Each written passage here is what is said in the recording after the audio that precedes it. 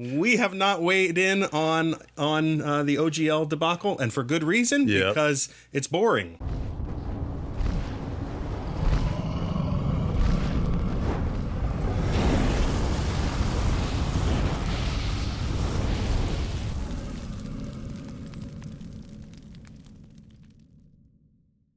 Hello and welcome to Every Edition, your tabletop RPG talk show. I'm Jesse. I'm John. For today's Loot the Body, we're going to be taking a look at Cy Borg from Free League. And today's random encounter, Beyond the OGL Debacle. We have not weighed in on the OGL debacle, and for good reason, because it's boring. Yeah. And we're about games, and so now we're going to get back to games. And of course, we have our morale check where we'll talk about other news and things going on in the tabletop RPG world. But first, John, how you doing? Doing all right. The truth is, we took a little bit of a break. We had the holidays. Yep. We got sick. Yep. Life intervened, and we only do Every Edition when it's fun. Yeah. And so we took a little bit of a break. Honestly, talking about copyright and stuff like that is not is not fun. It's pretty boring. So we just kind of waited it out, and now we're back. Yeah. Woo! Here we are. And hopefully soon we can celebrate 1,000 subs. Yes. On YouTube. We're closing in. Yeah. And when we do hit 1,000 subs, we're going to be live streaming again. We're going to plan a live stream, let everybody know, and hopefully that'll be fun. I like the last live stream we did. Me too. That was really super fun. Well, we're only at this recording, we are 39 subscribers away. Oh, that's really close. So, if we have a good episode today, Jesse, or maybe a short where I make fun of everybody and how they, how they do hit points wrong or something that, or how they're keeping track of their stats wrong or something, then we'll blow up. All right, it's time for a morale check. Our morale checks are where we take a look at new news and fun stuff going on in the tabletop RPG world. And from creator Keith Baker, known for Eberron fame. Yeah. It has a new book on DrivethruRPG as a PDF or a print-on-demand book based in Eberron. It's called the Chronicles of Eberron. And I really like Eberron. Just sort of, I love the book. I've never run a campaign in Eberron, but I really like the Warforged. I think it was really creative. We have a Warforged on our party named Bucket.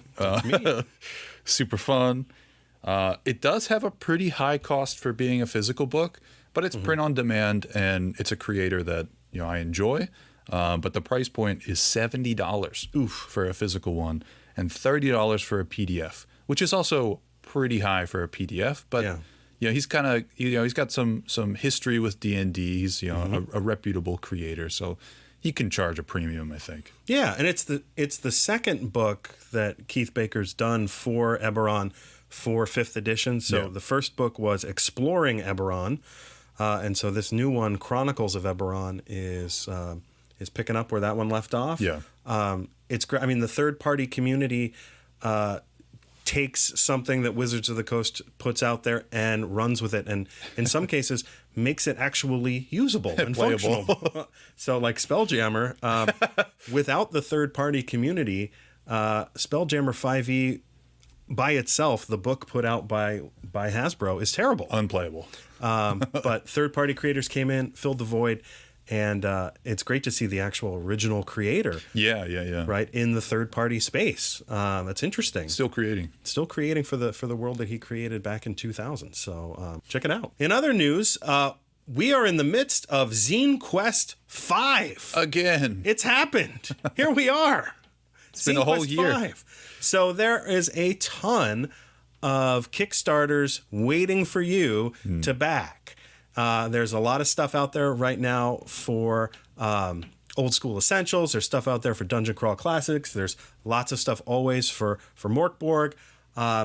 Now's the time to explore, to support a third-party creator, to support a first-time creator, and to check things out. So go to Kickstarter, look for Zine Quest 5. There's more stuff than you could possibly back. And they're all like relatively cheap because of zines. All relatively cheap. It's not like $200 for the bottom tier. Yeah, you'll be dropping, at most, in the $10 to $20 range, including shipping and all that. So you could choose 2 or 3 things, and that would be the cost of a normal book, normal role playing book.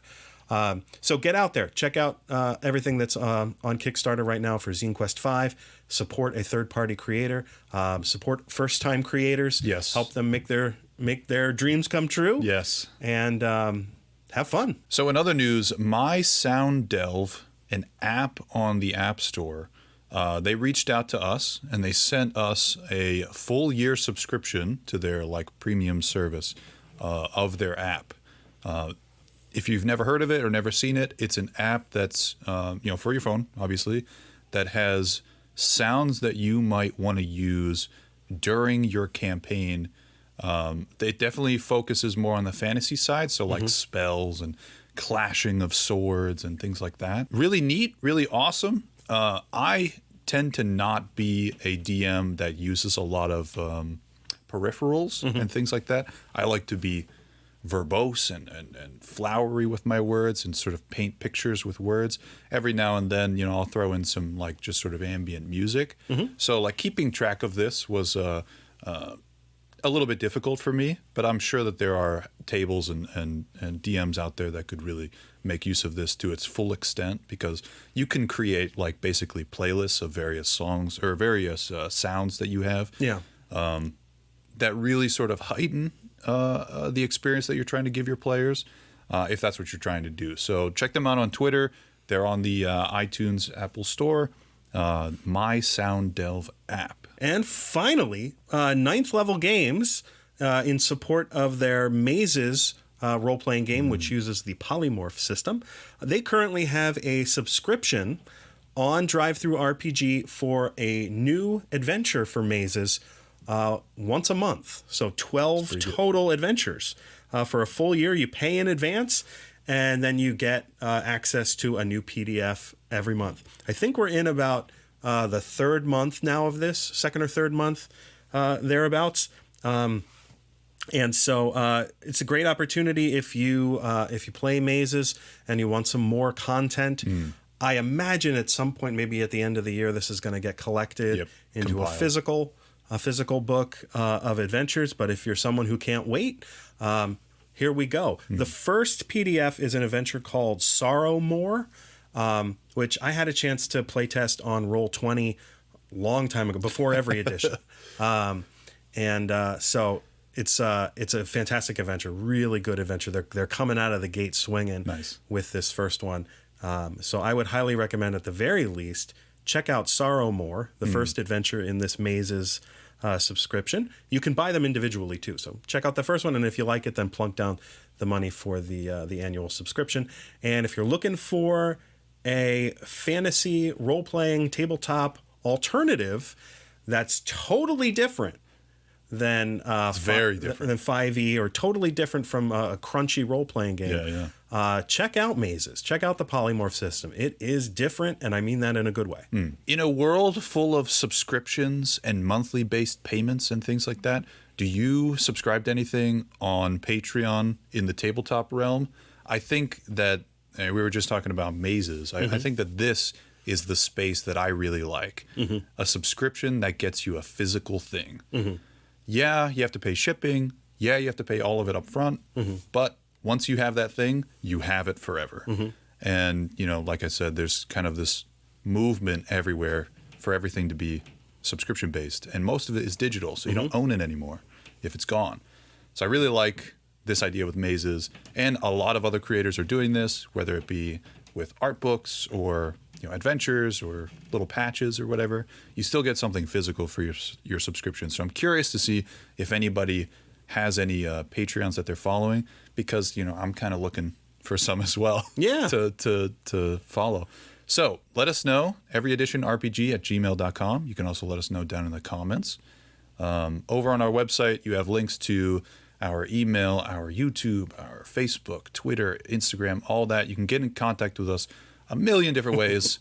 So let us know. Okay, it's time for a random encounter. Today's random encounter, we're going to talk a little bit about the OGL controversy, and it has thankfully abated. Yeah. It has ended. No more controversy. And we won. Hooray. And we really won because we don't have to talk about stupid copyrights all the time anymore. This was a painful couple weeks for the hobby. Yeah. And I mean that, and I understand that it was painful for people, who were worried about their livelihoods. Yeah, their actual jobs. I mean, those were the people that were experiencing the most pain.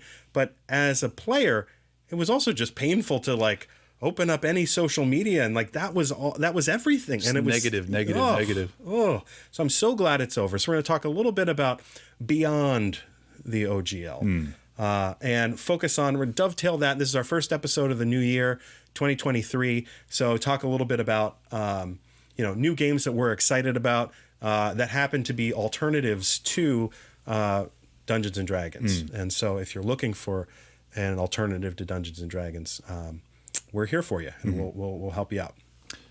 So if you're maybe a little bit behind the curve, basically the outcome is there's been no change to the open gaming license, and everything from the 5.1 SRD is in the Creative Commons. So, John, can you tell us what the SRD is and maybe what that means? Yeah, so SRD is System Reference Document. It's the free, generic PDF that allows you to kind of have the rules of 5th edition and have access to them online for free. Like, so there's a PDF of the SRD System Reference Document that everybody had access to, and they basically what the Open Gaming License did was gave you access to use things in the SRD. Sure. Now that the SRD is in the Creative Commons, you really don't need the you don't even need it. Need the OGL. You didn't need the OGL in the first place, and there are plenty of creators out there that have covered that to death. Have fun with all that dated material. Every edition's not dated. We did nothing to cover this, and so we're really looking forward. It is amazing that the System Reference Document is in the Creative Commons, because that means effectively we all own Dungeons and Dragons, which is the way it should be. That's the way it feels. I said this to you before we started the episode. The most exciting thing about Dungeons and Dragons in 2023 is third-party creators. Yes. The most exciting thing about Dungeons and Dragons is not Wizards of the Coast products. Again, we had we talked about this for a while, for the last couple of weeks. I haven't been excited about a Wizards of the Coast book for a long time. They've been terrible. And what this whole controversy did for me was kind of shake me loose of my zombie buying of every Dungeons and Dragons book that comes out. Yeah. And, to be honest, I was doing it a lot of the times recently for the show. It's like, we want to cover this, this new D&D book for the show. Okay, I'll plunk down the $30 to $50 or whatever, and then we'll talk about it. Something we both share in common. Jesse does a lot of 5e DMing. So, but with them sort of reminding you that they're an evil corporation, I took a step back and I said, I am just sort of zombie buying these. I'm not really using them. I don't really like them. I'm going to stop. Yep. And so thanks, Hasbro. You just, and third-party creators, you will reap the whirlwind, because I'm not going to stop buying role-playing books. Of course. I just don't feel the same impetus to cover every 5e book. The other thing we talked about is this is the lame duck year this for is 5e. Next year we've got I want to call it open D&D. It's not open D. One D&D. We've got that coming next year. D and done. Yeah, D and done. But that's, who knows what that's going to look like in terms of physical books. And they've shifted, 99% of their productivity towards that, away from 5th edition. So, like, I don't even know what books are even on the horizon for 5th edition, if there even is one. I imagine there's going to be something during the summertime, maybe. But there's not going to be one book every 2 months or whatever. Yeah. No, there's a slate of 4 or 5 books, but none of them are exciting. Yeah. There's nothing particularly good. I think the next one that's coming out is a heist a heist book. Oh, that's right. Yeah. Something like that. But it was like another heist book. Yeah. Okay. but, all right. So where do we go from here? It's the lame duck year for 5e. Hasbro reminded everybody that they're an evil corporation. They got some bad feelings, right? Well, first of all, if you're someone who loves 5e, loves 5th edition, keep loving 5th edition. Keep playing. Keep having fun. But it is a great time to check out third-party 5th edition products and things like that, because I'm telling you, you're going to get more bang for your buck. You are going to enjoy a third-party product so much more than a Wizards of the Coast product. You just are. There's so much more attention and love and quality. If you go with something from Kobold Press, or you go with Ruins of Symbarium from Free League, or any of the Goodman Games 5th edition stuff, you're gonna reap the whirlwinds of people who really care about the game and really want to put something forward that's going to be good. So we don't endorse people abandoning 5th edition. It's a great game, but just actually think about the books that you buy, and don't just buy every Wizards of the Coast product because you didn't like Spelljammer, right? You like Strixhaven, I've conceded to the sunk cost that I will buy everything that Wizards puts out for 5th edition until 5th edition is done, because I will continue playing 5th edition in its entirety as long as I can, or as long as I have groups that are available for it. But I just saw on the shelves at Barnes & Noble, I have yet to receive my Kickstarter copy, which is probably my fault. But the Kobold Press Tome of Beasts 3 is out. Yeah. And it's a gigantic monster manual with stats for 5th edition. Yep. And there's going to be more creators that are making for 5th edition. I know Kobold and a couple other are switching away from D&D to other systems. But there's so much out there where the creators actually care about the game, and they care about the product that they release, and it's always good. Yep. It's always really good. So we'll in the new year 2023, we'll continue to cover 5th edition stuff, maybe just with a little bit more of a focus on third-party stuff. Yeah. And we'll keep you posted. If Wizards puts out an amazing product, then we'll feature it. But I'm not going to bother. We shouldn't bother to feature a book that's terrible. Yeah. Right? We're not going to dunk on a book. Yeah. We dunked on Strixhaven hard, pretty hard. If you go back to that episode. And we dunked on Spelljammer pretty hard too. And that was justified. Rightly so. Yeah, and rightly so. So we'll so keep playing 5th edition, have fun, and look for us for some third-party goodies. If, though, you're somebody who is taking advantage of this opportunity to look for a new game, I know a lot of people were looking at Pathfinder, and a lot of people were looking at Call of Cthulhu because their sales, those two companies, of their starter kits and core books and stuff like that, they apparently sold 8 months worth of product in 2 weeks. Oh my God. So, but there are other games that you might want to look at. And so Jesse and I are going to talk a little bit now about 2023 and some recommendations for some non-Dungeons & Dragons games that we think you might enjoy. Full disclosure, the impetus for this for me is I have played Pathfinder 2nd edition and I don't like it. Same.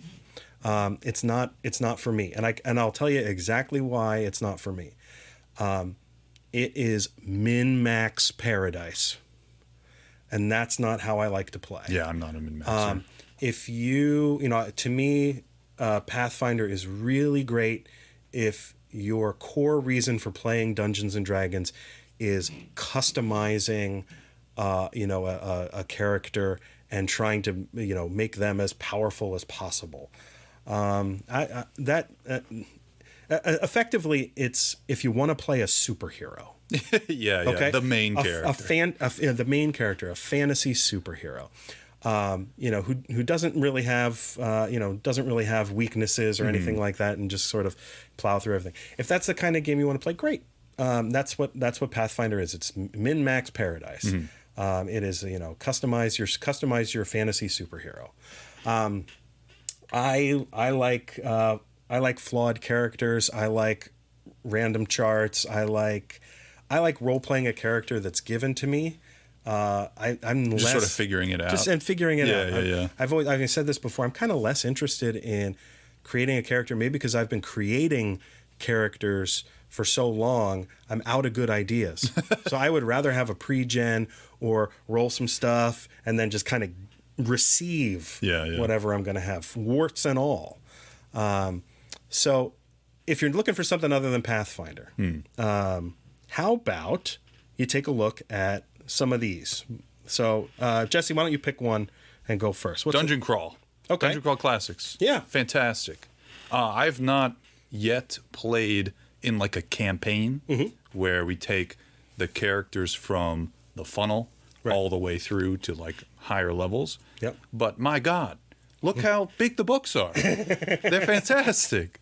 It's like one book is like 400 pages of just spells. Yep. Like it's fantastic. They've got they're famous for the 0 level funnel where you make a bunch of characters that are all random and they're all like meant to die because they're level 0 and they've got 1 HP. Yep. And by the end of it, you come out with a party of level 1 characters that have survived this trial, whatever you've put them through, whatever 0 level funnel you've put them through.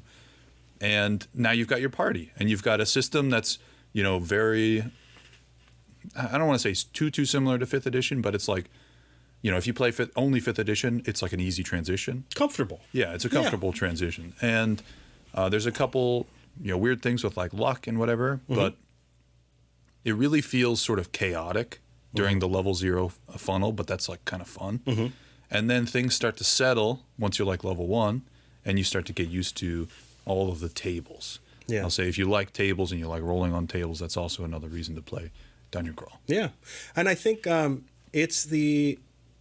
some ways, it's the anti-Pathfinder or 5th edition. Yeah. Because you're really not playing a superhero. Like, especially if you're doing the funnel, you're literally playing a commoner. You're playing like a farmer, right? And you sort of earn the status in real time by playing your character to even come close to that superhero level. So, and even, in thinking about it, in 5th edition, in Pathfinder, even at first level, you're kind of a superhero. Yeah. But you know what I mean? With spells, right? Because everything's so balanced and everything like that. And so I think everybody, if you love tabletop fantasy games, you owe it to yourself to try the 0 level funnel from Dungeon Crawl Classics. Play a commoner. And here's the catch, right? With Dungeon Crawl Classics, because you're not a superhero from the start, things don't always work out. Like your character, your commoner dies, or you're a first level mage and your spell doesn't work.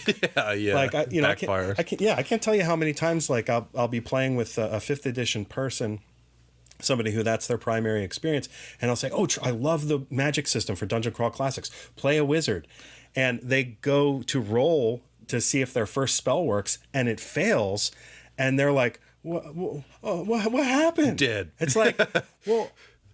Magic is chaotic. It's dangerous. It doesn't always work.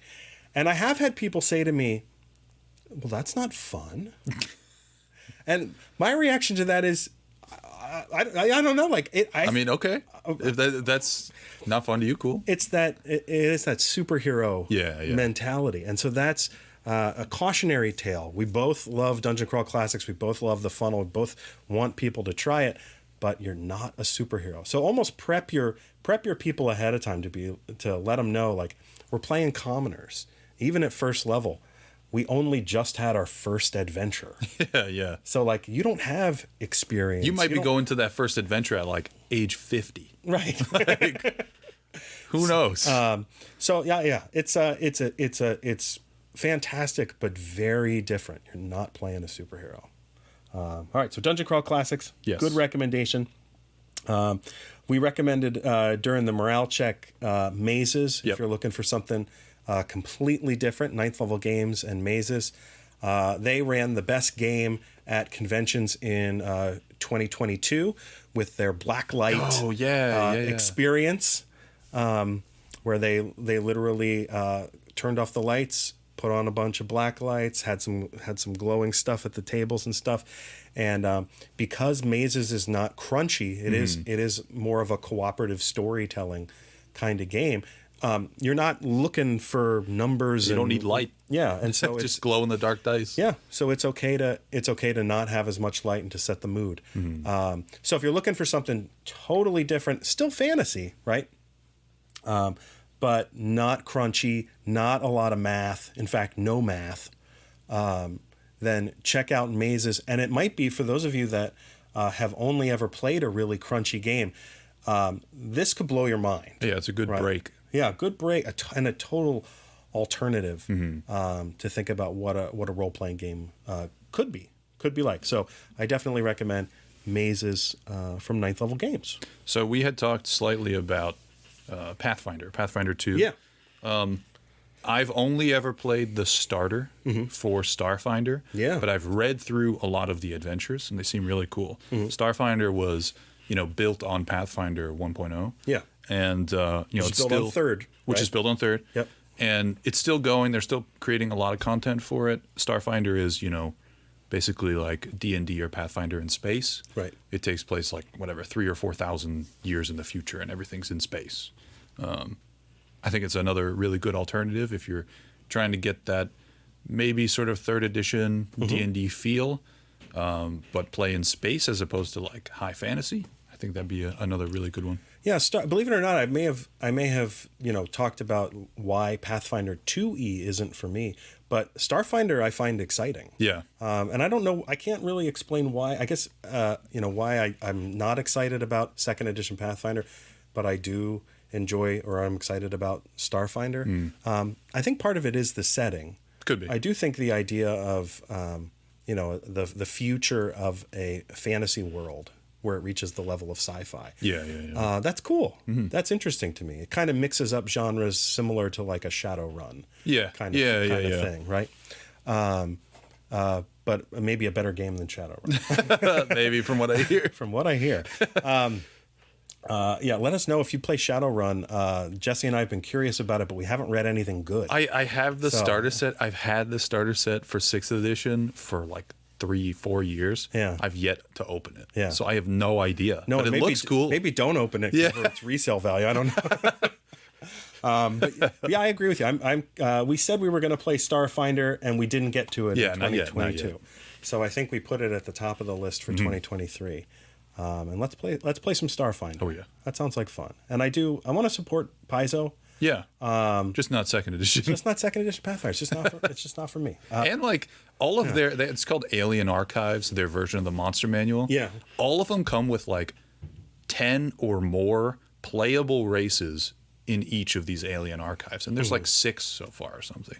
So the customization and the available races that you can play, and what you can do with them is just infinite. So you can play basically whatever you want or whatever you could think of. And they're on their 4th or 5th Alien Archives. Yeah. That's a lot of them. Starfinder's not that old. It's only been about 4 or 5 years. A little bit before COVID. Yeah. So amazing. I'm excited for the future of that game. It seems to still have some legs to it. I thought of one other thing. I don't mean to keep coming back to Pathfinder 2nd edition, but I thought of one other thing that I wanted to share about why it's not for me.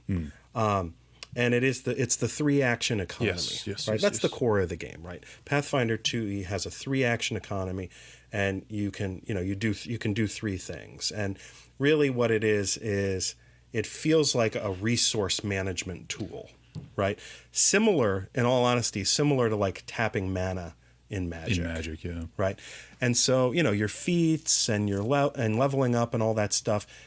Changes your ability to access and use the 3-action economy. So something that used to take 2 actions, you take a feat, and now it only takes you 1. Micromanaging. Yeah, I don't want to learn it. I'm just not interested. Maybe I'm getting old. If you like Pathfinder 2nd edition, please reach out to us. Yeah. And let us know some good things. Because I don't want to dunk on things too much. I want to like it. I played the play test and really didn't like it. Yeah. Oh, the playtest was worse. Yeah, it was way worse. The playtest was worse than what actually came out for 2E. But it's just the 3-action economy. I don't want to. It feels like Magic all over again, and I just the last game or last recommendation for 2023 along the same lines, talking about Starfinder and science fiction. We got to try the Blade Runner. Blade Runner, yes. We got to try Blade Runner. Yes. Free League is so good. Blade Runner is so great. It's such a good IP. Yeah. So that is of new games. Yeah. That's the number one new game that I want to play and try. I know that there are going to be some Blade Runner games, I'm pretty sure, at Origins coming up. Yeah, likely. So, I think our friends at Lurking Fears are putting some of those games on, so I'm looking forward to that. But Blade Runner from Free League, there's a starter set, which hopefully we can get a chance to review. There's a core book that's out. There's a DM screen and some dice. I think that's all that's very new. Out at this point. Very new.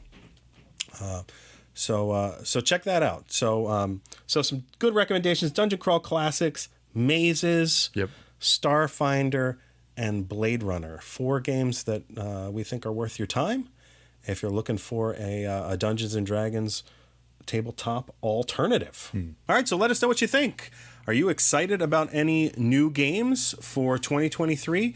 Any shifting happening at your table? Trying a new game, or shifting your focus away to a new genre or a new third-party creator? Let us know. Drop a comment.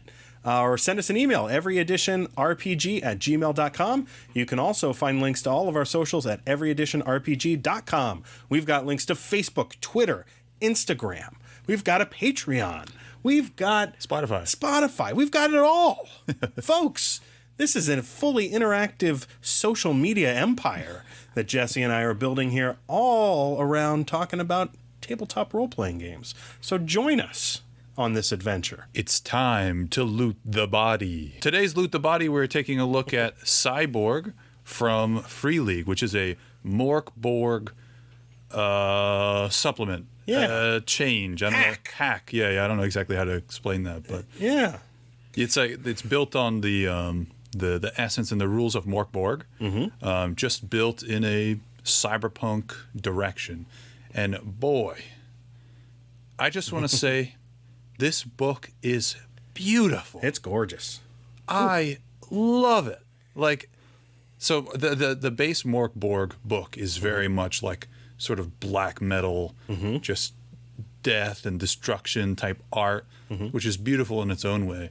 But this, if anybody who knows me knows that I love the cyberpunk aesthetic, and this book hits that nail right on the head. It is so perfect. The layouts are nice. The colors are nice. The art's nice. I've paged through this thing like 5 times. I've yet to really get into it, and I've never played Mork Borg before. But this book is beautiful. It is. You got to know what you're getting into. It is really almost an art book. Yeah. Before it's a useful role-playing book. I don't know. I mean, some people might take that as a criticism, and maybe it is. But it's also just fact, right? Like, sure. I don't know how useful this book is at the table. But boy, is it fun to read. Boy, is it fun to look at. And especially just thinking about it for its aesthetic. Yep. But I do the same way I felt sort of about Mork Borg. It's like there is a great game here, but it is hiding. Yeah, you kind of have to dig. You got to dig. So I like to find. You can find basically the rules summarized on one page, one or 2 pages. Exactly. And that's actually what's useful at the table. And you get the book. It's for the fun of having it as an art object and to leaf through it and to feel good and excited about the art and to get inspired, not necessarily as a reference tool at the table. Looking through the book, I was definitely inspired more than I was maybe even looking through the core book of Cyberpunk Red. Right. Like that is a lot of tables, a lot of crunch, a lot of lore and things like that. But it's all one style, sort of like a D&D book. Every book kind of looks the same. This, looking through it, was like advertisements and, glitchy art and random sort of computer-esque text. And it's like, okay, well, I can run with this. I can go somewhere with this. And definitely, like you said, Morkborg can be boiled down to one page for rules. So you don't need a book with you at the table. But this is definitely a really awesome, inspirational, and, like you said, art piece. Yeah. And so to boil down Morkborg and the rules, the magic number for the game is 12, right? It's a D20-based game, and it is player-facing in terms of players make all the rolls, right? So the game master isn't making a lot of rolls behind a screen. So, for example, with combat, magic number 12, you need to roll a 12 or higher to hit a creature, but you're also rolling to dodge, right? You're also rolling to not get hit, and the magic number, again, is a 12 to not get hit. So that means that it is easier for the monsters to hit you, right? Because they hit you on a 1 through 11, and you only hit them on a 12 through 20. So that's less than 50%. That is, right? That is. So the monsters have a more than 50% chance to hit you, and you have a less than 50% chance to hit them. But that is in keeping with the sort of apocalyptic, end times kind of darkness that Morkborg and Cy Borg represent, and what the game kind of feels like. That mechanic matches the feel of the game. The city of Cy, C-Y, right, is the main setting here for Cy Borg. And so you learn all about the city of Cy and all the denizens of this future cyberpunk city and world. It's wonderful. It's a great book. The one knock I have against it, like I said, it's not really referenceable at the table. In the same way that maybe you're used to sort of really quick and easy being able to identify. Like Old School Essentials is built to be a reference at the table, right? Like everything is all about ease of use. This is the opposite of that. Like this is not about ease of use. It's supposed to be complicated in terms of hard to glean because it's not a reference material. I don't know how else to put it. So keep that in mind. And because it's an art piece, it's expensive. It's $50 for this book, and it's a small book. It's like 150 pages, maybe. So I recommend it, but you gotta know what you're getting into, right? And this would not be a game for someone who is new to tabletop role playing. Maybe even not for somebody who's new to the cyberpunk genre. But if you love tabletop role playing, you love cyberpunk, slam dunk right here. Agreed. So check it out. Cy Borg from Free League. It's going to set you back a pretty penny, but it's got some pretty pictures. Listeners, watchers, we won. We won the war against Wizards of the Coast. But it doesn't end there. The year of 2023 is the year of new games and new exciting things. We're always going to be trying to bring you awesome and fun things to check out. I appreciate everybody who has listened in and watched so far, and I hope you continue to as we go into this year, the second full year of every edition. A lot of exciting things in the making. So let us know down in the comments or over at our email, everyeditionrpg@gmail.com, if there's any games that you're particularly looking forward to this year, looking forward to trying, looking forward to getting in Zine Quest or Zemo or anything like that going on Kickstarter or Patreon. Let us know. You can also check out our website, everyedition.com, everyeditionrpg.com, and check out our socials there. We have links to Facebook, Twitter, Spotify, all of our podcast stuff, YouTube, a million ways to get a hold of us and let us know what you're looking forward to in the year 2023. Thanks a lot. I can smell myself getting more body odor with every time I pick up a Pathfinder 2 ebook. I'm like, oh, this is starting to smell like a magic den. Ugh. Did I lose you there?